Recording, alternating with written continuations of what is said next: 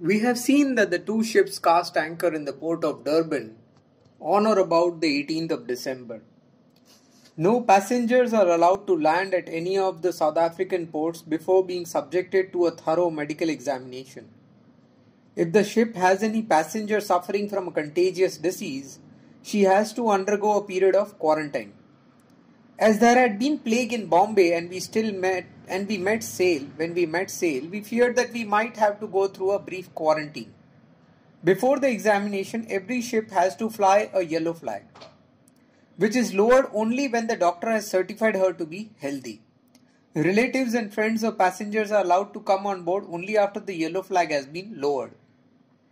Accordingly, our ship was flying the yellow flag when the doctor came and examined us. He ordered a 5 days quarantine because in his opinion, plague germs took 23 days at the most to develop. Our ship was therefore ordered to be put in quarantine until the 23rd day of our sailing from Bombay.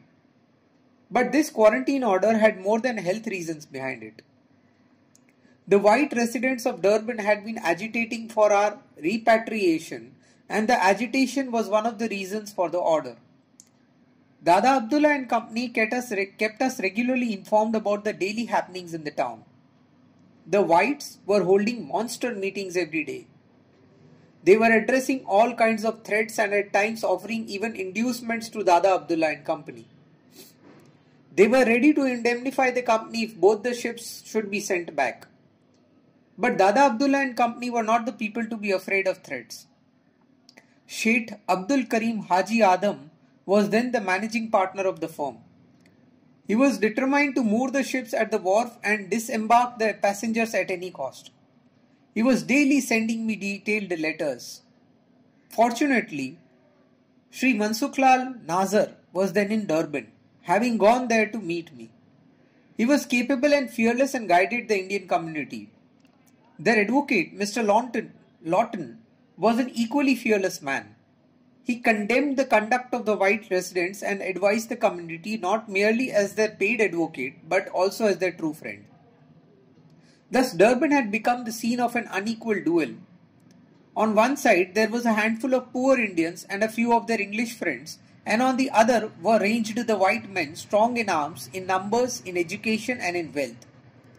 They had also the backing of the state, for the Natal government openly helped them. Mr. Harry Escombe, who was the most influential of the members of the cabinet, openly took part in the meetings. The real object of the quarantine was thus to coerce the passengers into returning to India by somehow intimidating them or the agent company. For now, threats began to be addressed to us also. If you do not go back, you will surely be pushed into the sea. But if you consent to return, you may even get your passage money back.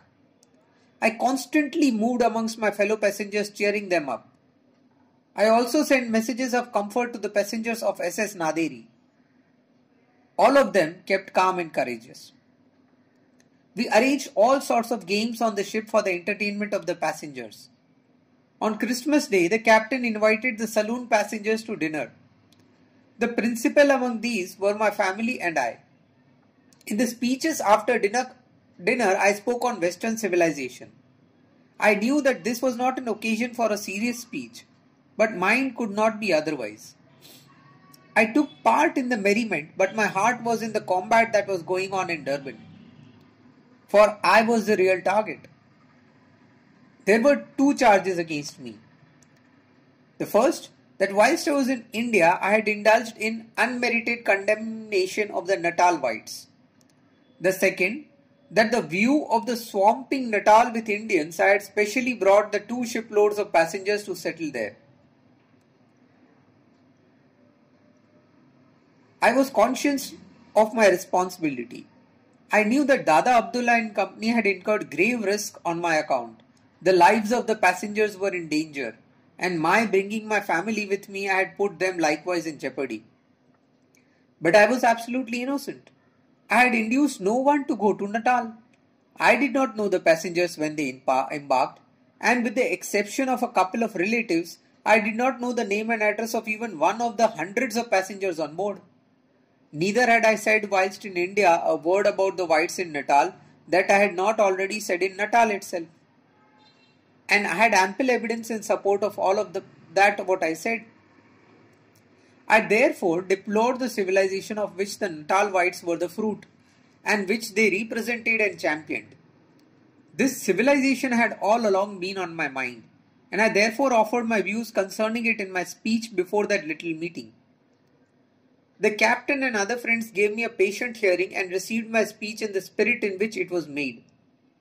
I do not know that in any way affected the course of their lives, but afterwards I had long talks with the captain and other officers regarding the civilization of the West.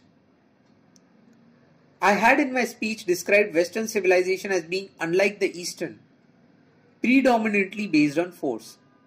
The questioners pinned me to my faith, and one of them, the captain, so far as I can recollect, said to me, "Supposing the whites carry out their threats, how will you stand by your principle of non-violence?"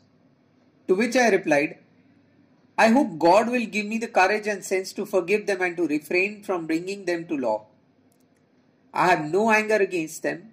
I am only sorry for their ignorance and their narrowness. I know that they sincerely believe what they are doing today is right and proper. I have no reason therefore to be angry with them."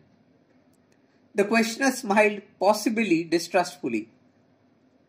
Thus the days dragged on their weary length.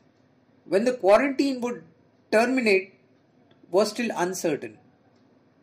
The quarantine officer said that the matter had passed out of his hands and that as soon as he had orders from the government he would permit us land.